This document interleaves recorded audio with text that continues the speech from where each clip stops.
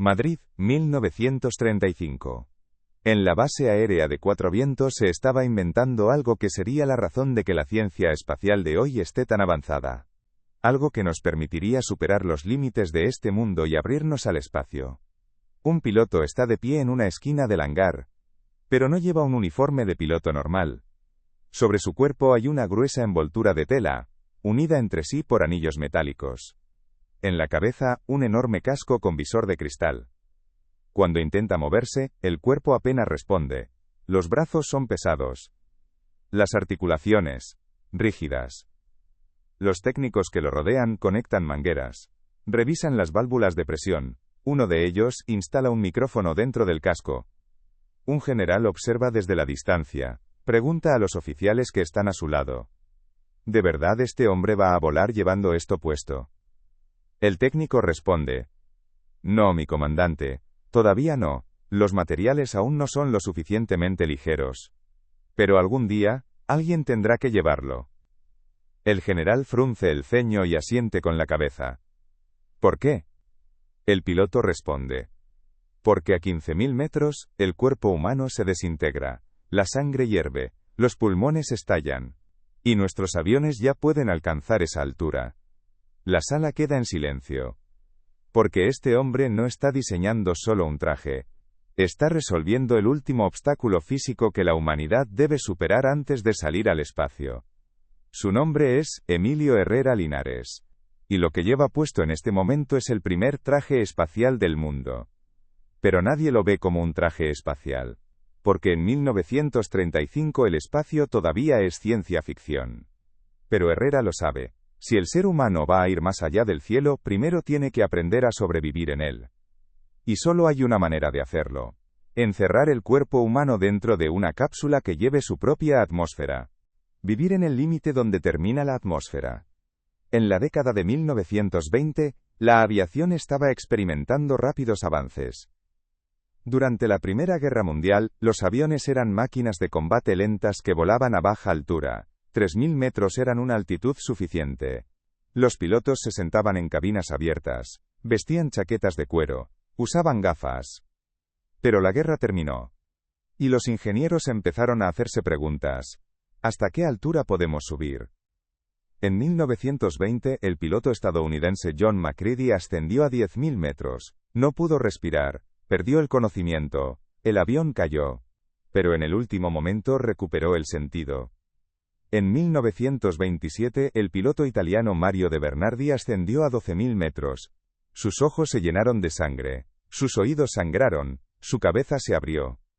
El problema era evidente. A gran altura, el aire es muy fino, no hay oxígeno, no hay presión. El cuerpo humano estaba diseñado para vivir a la presión del nivel del mar. A 10.000 metros la presión caía a 1/3. El resultado: hipoxia, pérdida de conciencia y muerte. Se intentaron soluciones. Los pilotos usaron máscaras de oxígeno. Pero las máscaras tenían fugas, se congelaban con el frío. Y no resolvían el problema de la presión. Porque el problema no era solo el oxígeno, era la presión. A 15.000 metros el aire es tan fino, que los líquidos del cuerpo empiezan a hervir, no la sangre, los líquidos intracelulares, el cuerpo se hincha. Los pulmones se expanden, las pupilas estallan. Los pilotos llamaban a esto enfermedad de descompresión, los buceadores la conocían, pero en el cielo. Era un problema nuevo. Y los ingenieros aeronáuticos comprendieron que los pilotos debían estar en un entorno presurizado, o el final sería fatal. Presurizar la cabina del avión sería demasiado pesado, el cristal se rompería, el metal sufriría fatiga, la tecnología aún no existía. Entonces la alternativa, presurizar al piloto. ¿Pero cómo? ¿Cómo mantienes bajo presión a un cuerpo humano, un organismo blando, móvil y que respira? En 1934, el gobierno español le planteó esta pregunta a Emilio Herrera. Y Herrera dio una respuesta en la que nadie había pensado. Pongan al piloto dentro de una carcasa, que la carcasa lleve su propia atmósfera. Un soldado que pensaba con ciencia. Emilio Herrera Linares nació en Granada en 1879. Su padre era militar. Emilio también asistió a una escuela militar. Pero no era un soldado al que le gustara memorizar números. Era un soldado que cuestionaba los números. En 1900 ingresó en las Fuerzas Aéreas Españolas. En aquella época, las fuerzas aéreas eran solo globos. Emilio realizó vuelos con globos meteorológicos. Ascendió a grandes alturas. Y experimentó personalmente el frío, la falta de respiración, y la pérdida de presión. Pero siempre pensó en cómo resolver ese problema. En 1909 estudió física y matemáticas. Obtuvo un título de ingeniería. Pero no era un ingeniero teórico. Era un ingeniero piloto. Volaba y calculaba al mismo tiempo. En la década de 1920, escribió informes sobre vuelos a gran altitud para las unidades aéreas del ejército español. Sus informes eran técnicos. A una altitud de 10.000 metros, el riesgo de pérdida de conciencia del piloto es del 78%. La solución es la máscara de oxígeno. Pero la máscara de oxígeno no puede evitar la pérdida de presión, y la solución más importante es un traje espacial. Nadie se lo tomó en serio. Porque en la década de 1920, nadie ascendía de forma rutinaria a los 10.000 metros. No era algo necesario. Pero Herrera lo sabía. Los aviones estaban volviendo más rápidos. Los motores, más potentes. Pronto, los pilotos ascenderían a 15.000 metros, a 20.000 metros, y sus cuerpos no lo soportarían. En 1934, el gobierno español lanzó un proyecto, vuelos en globo a la estratosfera. El objetivo era recopilar datos científicos. Pero existía un problema: ¿cómo sobrevivirían los pilotos a esas alturas? Se encargó a Herrera encontrar una solución. Herrera se encerró en su laboratorio, leyó libros de fisiología, calculó fórmulas de presión, estudió equipos de buceo, analizó trajes para globos. Y se hizo una pregunta. ¿Y si colocamos el cuerpo humano dentro de una atmósfera en miniatura? El nacimiento de la ESCANDRA. El diseño de Herrera era lógico. El cuerpo humano vive a la presión del nivel del mar. Entonces, ¿y si hacemos esa presión portátil? ¿Y si la encerramos dentro de una prenda? ¿Te atreverías a emprender un proyecto así? La idea era simple, pero la aplicación parecía imposible. Porque para fabricar un traje presurizado había que resolver tres problemas principales. La presión no debía escapar. La tela es porosa. El aire se filtra. El metal es rígido. El ser humano no puede moverse. Entonces, ¿qué se debía usar? Herrera diseñó un sistema por capas. Capa interna. Un revestimiento de caucho suave, flexible y hermético. Capa intermedia. Un tejido de algodón reforzado resistente a la presión. Capa externa. Una cubierta protectora plateada, con aislamiento térmico. El movimiento no debía ser difícil. Dentro de un traje presurizado el aire lo infla. No se pueden doblar los brazos. El cuerpo se vuelve como un globo. Herrera tomó la solución de Leonardo da Vinci. Colocó anillos metálicos en las articulaciones. A esos anillos se unieron fuelles plegables. Cuando el brazo se doblaba, el fuelle se expandía. La presión se mantenía uniforme. Pero el movimiento seguía siendo posible.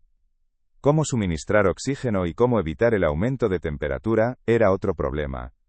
Herrera diseñó un sistema de oxígeno integrado en el traje. Un pequeño tanque montado en la espalda. El oxígeno fluía hacia el interior del casco mediante una manguera. El dióxido de carbono, en cambio, era absorbido por un sistema de filtros.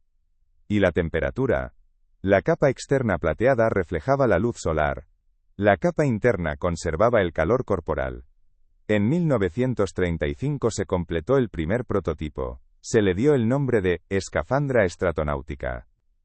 Su aspecto era extraño. No parecía un ser humano sino un robot. La cabeza era una enorme esfera de vidrio. El torso, un cilindro inflado. Los brazos, gruesos fuelles.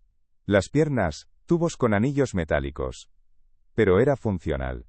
La primera prueba se realizó a nivel del suelo. Un técnico se lo puso. Se activó la bomba de presión.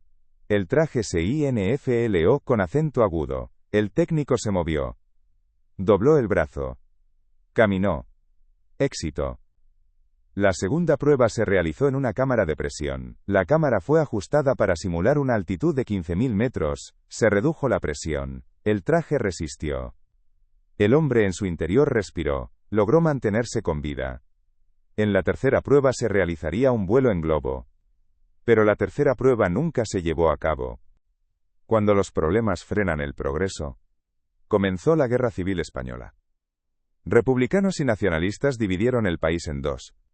Herrera estaba del lado republicano. Cuando Franco ganó, Herrera se vio obligado a exiliarse. El proyecto del globo estratosférico fue cancelado. La escafandra quedó olvidada en un almacén. Pero la guerra no fue el único obstáculo. Incluso si la guerra no hubiera ocurrido, el traje necesitaba un gran desarrollo adicional. La capa de caucho se congelaba a -60 grados C. Los anillos de las articulaciones se fatigaban con el uso prolongado. Los fuelles metálicos se oxidaban. Con la tecnología de 1935, los materiales no resistían las condiciones del espacio. Se necesitaban mejores polímeros sintéticos, pero estos no llegarían hasta la década de 1940.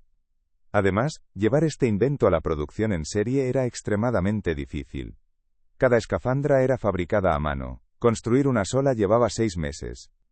No era práctico para los ejércitos. En aquellos años, el enfoque estaba puesto principalmente en la guerra, y no existía una necesidad real de alcanzar altitudes tan extremas. La escafandra de Herrera era una solución a ese problema. Pero por el momento, aún no era necesario llegar tan alto.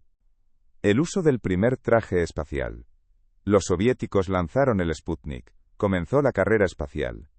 Yuri Gagarin viajó al espacio. Dentro de la cápsula Vostok llevaba un traje espacial presurizado.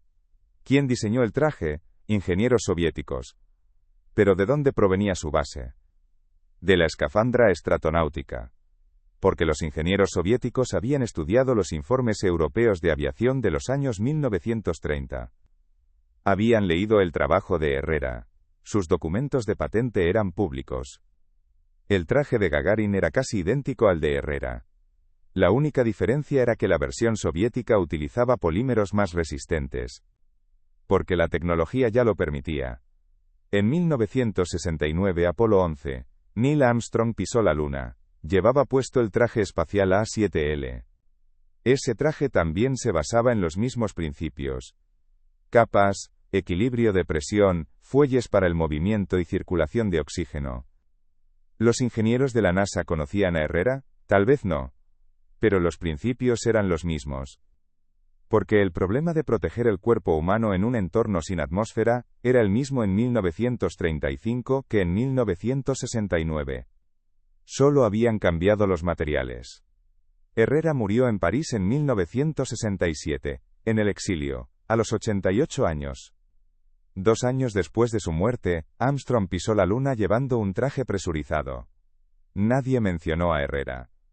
Porque nadie lo conocía. Pero en 2003, un historiador espacial español, al revisar los archivos, encontró los planos originales de la escafandra. Hoy, en el Museo del Aire y del Espacio de Madrid, hay una réplica de la escafandra. Se exhibe dentro de una vitrina de cristal. El primer ingeniero del espacio, Emilio Herrera, nunca fue al espacio. Su escafandra no se utilizó en ningún vuelo en globo. No se usó en ninguna guerra. No se empleó en ningún intento de récord. Pero cada vez que un astronauta viaja a la Luna, a Marte o a la Estación Espacial Internacional, lleva consigo los principios de Herrera. Estructura por capas. Equilibrio de presión.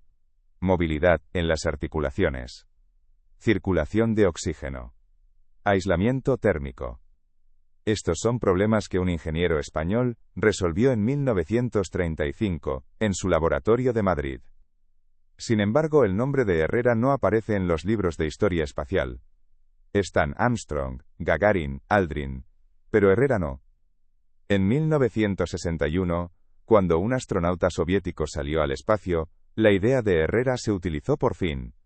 En 1969, cuando un astronauta estadounidense pisó la Luna, la idea de Herrera se completó definitivamente. Herrera no llegó a verlo, pero si hubiera vivido, no se habría sorprendido. Porque Herrera era un soldado que obedecía órdenes. Pero también era un científico. Y los científicos saben que algunos problemas solo se necesitan años después de haber sido resueltos. Algunas máquinas solo se utilizan muchos años después de haber sido creadas. Herrera fue uno de los ingenieros más importantes de la ingeniería aeroespacial y aeronáutica. Si te gustó el video, dale like y deja tu opinión en los comentarios. ¿A qué otro ingeniero te gustaría ver en los próximos videos? Hasta pronto.